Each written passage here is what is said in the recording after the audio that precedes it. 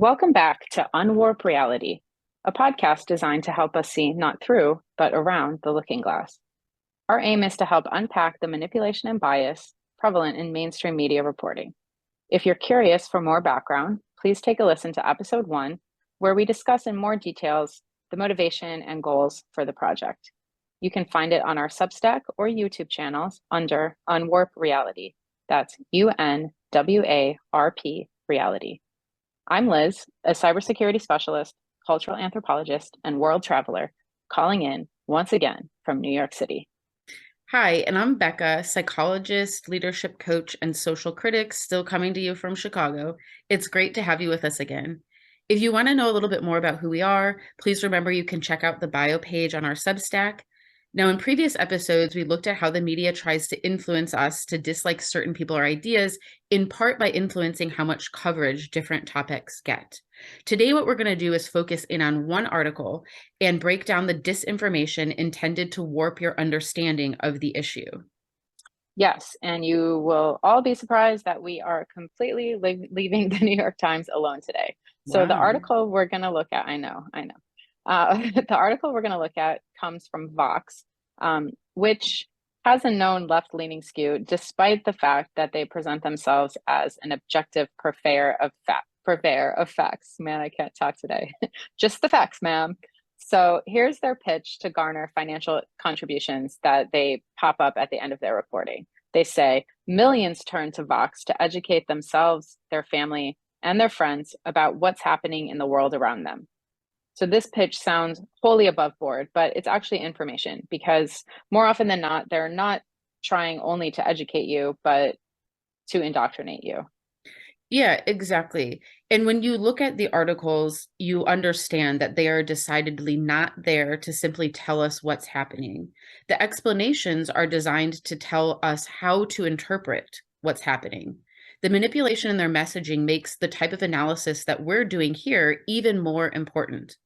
Now, the article that we will be reviewing today is about U Penn law professor Amy Wax and the university's attempt to revoke her tenure. Right. And we've got the link to the article available in the episode references page. So if you haven't seen it, we recommend that you give it a read. If you've been with us for a while, maybe even give it a read before listening to the episode and see how much bias you can pick out on your own. Yeah, that's actually a great idea. So it's always good to practice identifying the spin and skew in articles so that your ability to effectively see the warping of reality comes more naturally. Yeah, right. Practice makes perfect, as they say. So let's start with the title, I guess. Here it is. This Penn professor has been offending minorities for years. Will tenure save her? The University of Pennsylvania's Amy Wax problem explained. Okay, so clearly from the title, we're dealing with the cardinal sin, offense to minorities, and thus we must be convinced that this woman is bad, evil, and deserves to be gotten rid of. We are told that she is a problem, not that one side of the argument suggests that she might be violating her obligations as faculty. Instead, the explanation is not about the issue, that issue, or why some people might see her as a problem. According to the title, this is not up for dispute. She is a problem, and we will learn. Yeah, exactly. So we can read further to find out why. I also just noticed that so she's offending minorities, but is she also offending non-minorities? That doesn't seem to be in that title. But anyway, digression. So, all right, let's dive into the article and look more closely at what they tell us, and then how they present that information. So, to begin, the main issue is that U Penn is trying to revoke Professor Wax's tenure because of, according to Vox, racist and sexist statements that were made publicly and privately. Okay, so it seems like we're going to have some hearsay about her statements, like we encountered in the Guardian's reporting on DeSantis, which we looked at in a previous episode. What a meanie. Um, Meaning, yeah. yeah. So, okay. And I mean, I don't think we've talked here about the lack of distinction between public and private lives these days. Maybe we can talk about it on a later episode, but you wrote a couple articles about that issue, haven't you? Yeah, I have. I touch on it actually a lot. As a psychologist, I find this lack of distinction between public and private very problematic.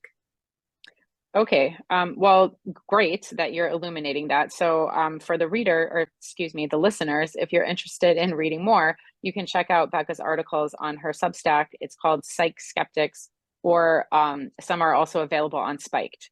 But back to Vox for the minute, let's look at what's presented in this particular article. So, first, they spell out what appears to be the evidence in the case against Professor Wax.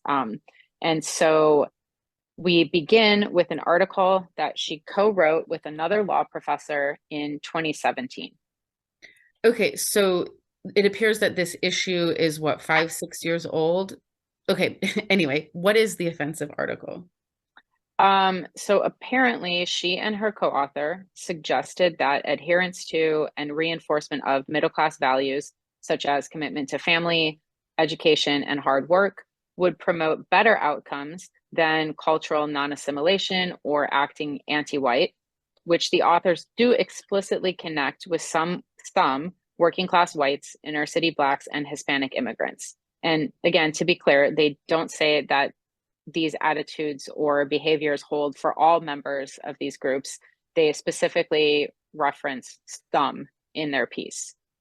Okay, like maybe I'm a bit biased myself, but I actually fail to see what is offensive about that. I guess it might be that there's the suggestion that something someone is doing might not be optimal, and the target of criticism is, at least in part, some members of minority groups. But it seems like an opinion and one that might have evidence to support it. For example, if the outcome of interest is, say, social or financial success. Yeah, but actually, the Vox piece isn't even about that article. So they just give it as background because they want us to know that she wrote this piece that was offensive to some people. And they're not really trying to discuss what is being said. They're just letting us know that, this article is offensive. Okay, now that's your first piece of evidence. Let's move on. Oh, okay, got it. So I don't get to evaluate the evidence. It's just deemed to be offensive. Is there any other evidence that they present against her? Yeah, so the next thing they bring up, they mention statements that she made about her experience with Black students in her classes not being high performers. They bring up her ideas about immigration that suggest that America would be better with allowing more white immigrants versus non-white immigrants, and also her statements about how Asians are generally more deferential to authority in ways that might be harmful to American politics. Okay, so with some of that, I could see how people might find it offensive, but I can also see how these are arguments that might be reasoned and made in the context of intellectual debate, which presumably is what professors are supposed to do. And little side note, I should just mention that I've been a college professor for over 18 years. Okay, so what you're telling us now is that you're old. Yeah, okay, but so are you. Okay, all right, anyway, move on. Back to the point. So universities used to be seen as places where ideas, some of which are controversial, could be discussed, but not really anymore. So the author then switches tack and then gives this additional evidence to reinforce the problem. So it's a list of purportedly racist statements that Professor Wax either made to students or in the presence of coworkers. Many of which she denies, I'm sure. Yeah, it says that in the article. Okay, so I have a hard time with this case, but we're here to talk about the article, not my opinion. So let's do that. Now, after laying out what they clearly think is a solid case against her, the article goes on to discuss the issue of academic freedom and tenure, which are really at the heart of the issue. So I just want to read a couple of paragraphs to demonstrate how clearly your reality is being warped by their quote explanation. This from the article. Her case has become a cause celeb among conservatives who view her as a victim of hypocritical woke administrators. A recent Washington Free Beacon story concedes Wax is an intellectual bomb thrower, but warns that similar tactics, if successful, are likely to be employed against other tenured dissidents. Many outlets have similarly framed Wax's case as a preview of an oncoming suppression of conservative dissidents at universities. Wax is one professor at one law school, but her case is a bizarre and frustrating subplot in the larger story of higher education and free speech. A narrative where, on the one hand, broad protections for teachers and professors are gutted in conservative states, but where, on the other, those same free speech principles being targeted are invoked to shield one of the right's more distinguished and offensive voices. Okay, wait a minute. So let me get this straight. Vox is claiming that universities, which are uncontroversially left-leaning, are actually beacons aiming to protect free speech only for conservatives. I mean, that's just patently false. There are absolutely some examples of professors who've been targeted for woke comments, but by and large, it's conservative, or I mean, frankly, at this point, just those who aren't far enough to the left who are called out by students or administrators and sanctioned. In fact, in many cases, non-liberal voices aren't even around to begin with. I mean, what's the current ratio of conservative versus liberal professors? Yeah, that's a great question. So obviously, I mean, the exact numbers aren't available, but if you look at the data, there's estimates between a 12 to 1 up to a 17 to 1 skew in favor of liberal professors. So it's very lopsided. So, looking at the article, one of the things we can also highlight is word choice, which we've focused on in the past. First, they use the term gutted in describing current legislation being brought in a few states. And as background to this hyperbolic language, link as reference their own article, mostly discussing DeSantis legislation in Florida, which we touched on in episode 3. Thus, nothing is being gutted, really. Secondly, they explicitly connect conservative ideas with offensive, as if those two things go hand in hand. And they describe the Amy Wax situation as a quote, bizarre and frustrating subplot. It's not at all a subplot.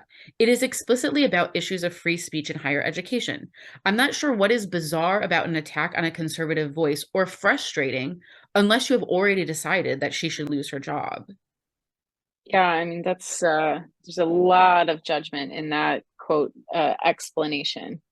So, firing Wax after granting her tenure could set a precedent for other universities to fire professors based on controversial positions.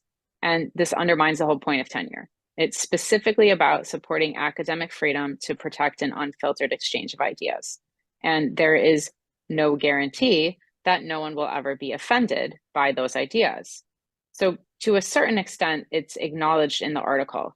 But then it goes on to say that Wax's case notwithstanding, this is a quote, Wax's case notwithstanding, a broad weakening of tenure protections would almost certainly harm more left-wing professors than right, given the political makeup of university faculty and the number of universities in Republican-led states. I'm sorry.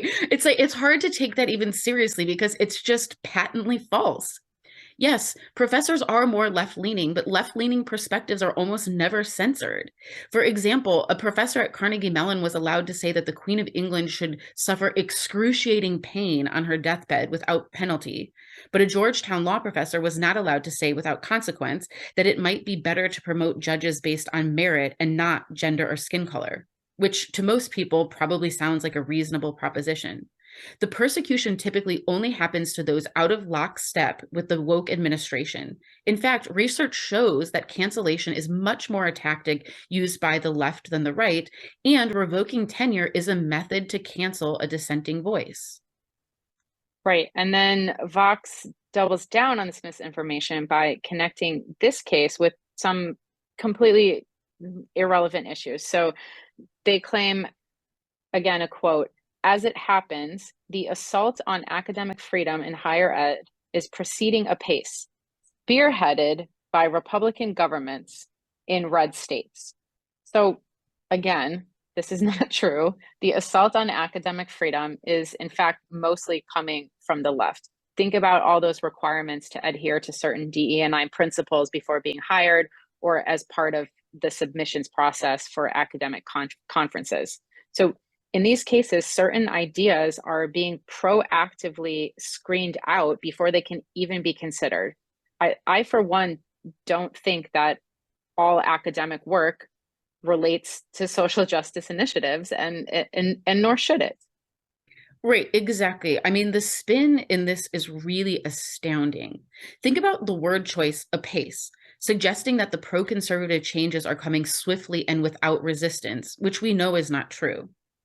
Okay, so again, back to the issue.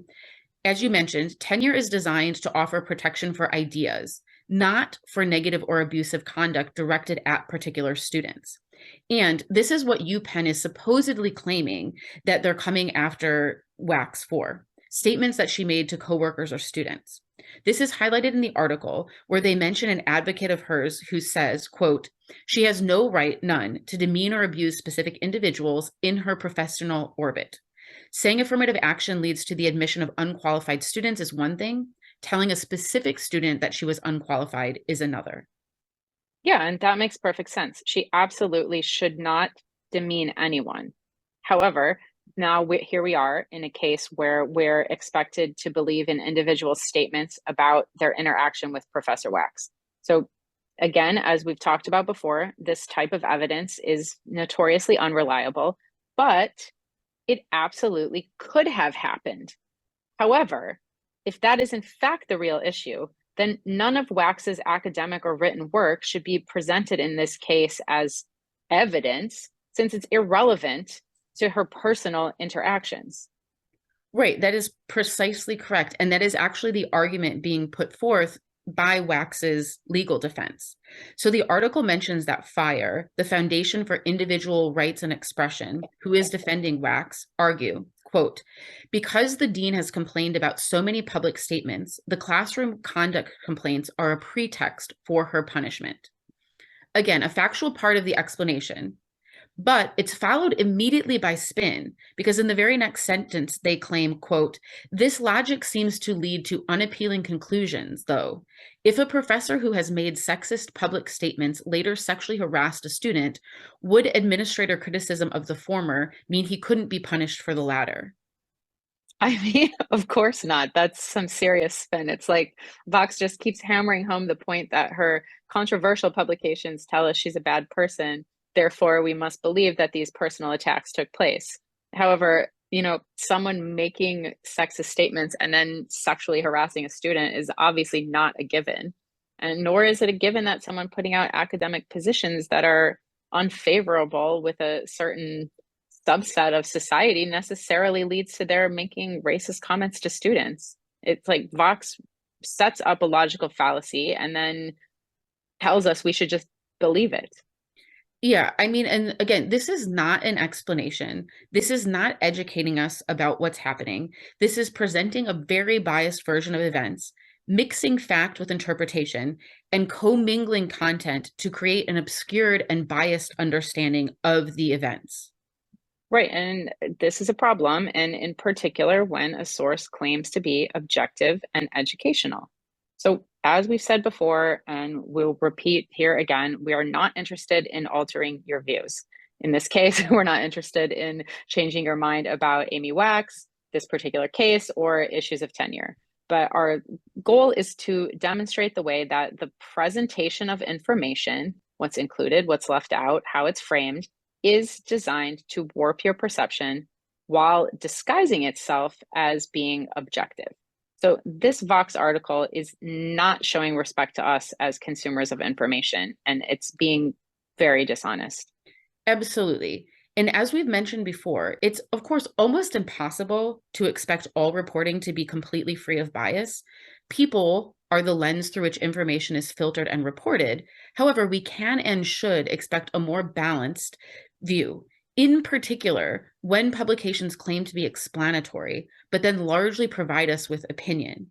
In awash in this climate of dishonesty, we must all work harder to inculcate a mindset of incredulity, to take responsibility for learning the facts. Yeah, and we can absolutely do that for ourselves, but it does take work, um, which is why we're here. So, all right, looks like we're out of time, and we definitely didn't have a chance to go through the whole article. So please take some time to read it yourself and see what else you can find in there. And just again, thank you so much for listening, and we really hope you'll join us next time as we continue on this journey to unwarp reality. Yeah, thank you so much. And please send comments, questions, or episode ideas to our email at unwarpreality@gmail.com. We'd love to hear from you. Until next time, bye. Bye.